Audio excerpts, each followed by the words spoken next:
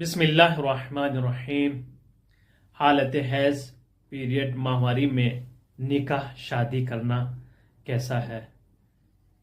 इसकी जिम्मेदारी वालिदैन बिलखुसूस वालिदा माँ पर होती है कि लड़की को शादी के मसाइल से आगाह करे, और जब शादी की तारीख रखी जाती है तो पहले लड़की से मालूम किया जाता है कि इस हालत में तो नहीं है, ताकि उस तारीख में शादी ना रखी जाए।